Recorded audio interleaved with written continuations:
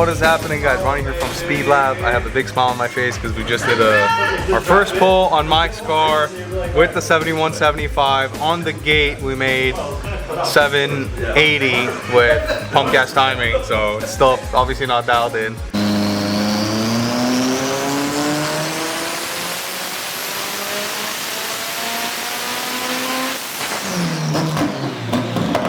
Here's some footage of us working on the car yesterday. Looks like you're having a little bit of trouble over there, Ronnie. Yeah, unfortunately, whenever I put this motor in, the bottom transmission mount bolt, I guess I forgot to put it in, but it's a bitch to get to with everything, but obviously, you know, I'm not gonna let the car leave with bolts missing, so we're gonna get rid of this exhaust completely, which is gonna save some weight, not a lot, because this is already titanium. What I'm doing now is just trying to get that transmission bolt in, which I feel like I'm one bolt away from. Once I loosen this mount, I can kind of kick it back and have just enough room so I can, you know, get my fat fingers in there. Yeah, see if I can get it. If not, Chris is gonna try to do it with his tinier fingers. Tiny little. And then if that doesn't work, then we'll lower the subframe. Why not? Just give him the car without the bolt, bro. I cannot. Put it on the invoice, bolt discount. What is this? Don't worry about it. Your terminology is so advanced. I don't understand how these. Yeah, your automotive terminology. I don't understand a word you're saying, what brother. Did Dude, I don't even know what the fuck you're talking about half the time. So this here could be potentially one of the fastest Evo 10s in California, eh? Yes. Street driven. I have a buddy, Evo 10 Jared. Yup. Jared's car is very fast. I know what kind of numbers he made. He always tells me. We always speak, but that's a very fast car.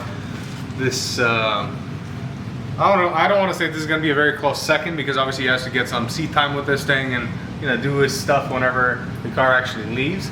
But as far as power goes, I can assure you that there's not gonna be any shortage of that. Yeah. So we're obviously gonna show you guys the dyno video. He has no problems with us showing the numbers. Full tilt, like I said, this will make 1100 plus. So we'll probably touch that and then just back it up just a little bit. And that will be anytime we get to break a record of our own, you know, we break our own record. I saw somebody in the comments asking, what's your record here on the Speedlab dyno? Any car? 1800 horsepower GTR. Well, I've had a bunch of GTRs in like the 15, 16s. Highest horse Evo I've had here was AJ's that we built. It was a 2.2. He had ID 1700s and two 525s. Everybody knows ID 1700s are not good for 1,000 horsepower. He wanted 1,000 horsepower, but at the time we were waiting for the 2600s to restock. So I just cranked up the base pressure to 95 psi, and I did a couple pulls, and I made 1,002, and I backed it down to 45 again. 100% injector duty cycle. It was over 100% even at 90 psi base Jesus pressure. Christ. Which you don't want to do because these little regulators, unless you use like a Weldon or a really good aeromotive one, they will literally explode. Mine made 970 at 47 pounds without any headwind, and then we did a 60 to 130. It was 100 to 200 kilometer, which is essentially 60 to 130, yeah. And it did a 3.7. So that's pretty fucking quick. That's very quick for an Evo, bro. I think this should smash that record here in the shop. This, we will probably be running closer to, we'll probably be mid 60s probably on the dyno, but on the track it's gonna. But horsepower number wise, it's gonna smash any Evo that I've had on the. I don't know what it's gonna make, but over 1,200 without a doubt. But we don't want to bore you guys to death with that stuff, so we're just gonna get into some dyno pull actions and see if we can crack 1,000 horsepower.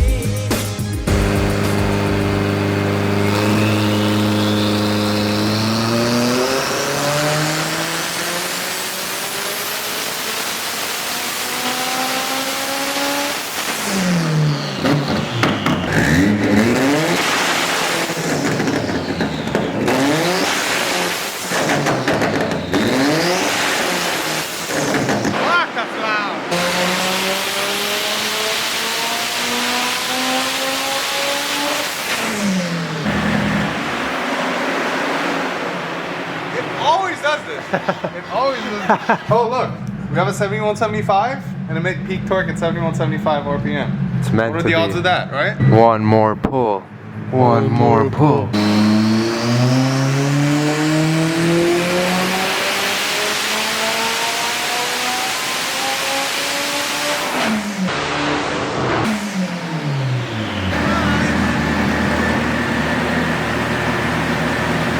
Victory. Victory is mine. So, Is that the weather report? yes, this is the forecast. Sunny today? You guys look at the map signal. Around 6,500, it hits 52 pounds, but it, continuously tapers down to about 46 psi by red line. So that just tells us that the hot side that we have is too tiny. And we did get the smallest hot side because that's what HPT had at the time. But 71, 75, still not too aggressive on the timing. We could probably make like 1030, 1040 if we want to, just by timing. A car that's making this much power, if you're leaning it out, you will notice a bigger difference than like say a 400 horsepower car. However, that marginal gain that the customer is gonna get is not worth the risk of not having a little slightly cooler combustion chamber. Mike's car is done. We are gonna do a radiator swap, and we're gonna install 2 spa fans for him, so he doesn't have any cooling issues whatsoever. Although it was doing great on the dyno. I do have a 350 millimeter fan that kind of keeps everything cool. And right now it's not actually the coldest day. I think we're like the mid 90s, right? Yeah. So we made 1,005 in 90-degree weather, so that's fantastic. All that's left on this car is we're waiting for some Mickey Thompson ET Street R's, and which is gonna get here on Tuesday. And all I have to do is program the Haltech Can keypad, which is what I'm gonna mess with today. So I'm gonna go back through the settings. We're gonna have one on the gate setting. We're gonna have like a 45 PSI setting, and then we're gonna have the kill setting. We're also gonna do valet mode and stuff like that, and also gonna do the rolling launch on the actual keypad. So I just gotta figure out where I wanna put it. I'm thinking I'm gonna put it right here. I think it'll look pretty good over here. Just kind of make a spot for it, pop this out, make a spot for it. Overall, super happy with it. Like I said, this is our SPL 1000. Yeah, so if you guys are wondering if it holds up, we did probably what, 30 pulls today, Chris? A lot of pulls. Yeah, and the client's gonna beat up on it. We're not expecting him to be easy on it. This is why we build them. This is how, the mindset we have when we build them. We know they're gonna get hammered on, so that's why we use the best parts, best wrist pins, best bearings, our essentially our proprietary ring pack, because you can't buy it off the shelf. Well, you could, but you would have to spec the piston to it. And our anodized pistons. This does have our stage 3 CNC ported cylinder head, which also features S3 camshafts. We do have a Myvec delete on the exhaust side. We did have I'm a big advocate of keeping Myvec on both sides if possible, but intake cam for sure, I always like to have Myvec. However, the exhaust side, we had a Torque Solution one that was actually sticking. So we just eliminated it, and we just went the Magnus route, and we just locked it at 0. So as far as the fuel system, if you guys are wondering, we have a bulletproof racing billet hanger with twin 525 fuel pumps in there. Obviously the secondary kicks on at a certain boost threshold. As far as fuel injectors, we have the Injector Dynamics 2600s. So as you guys just witnessed, we made 1,005 horsepower to the hubs at 45 pounds of base pressure, which usually people run quite a bit more base pressure when you're trying to make a lot of power. So for instance, I was running about 58 pounds of base pressure.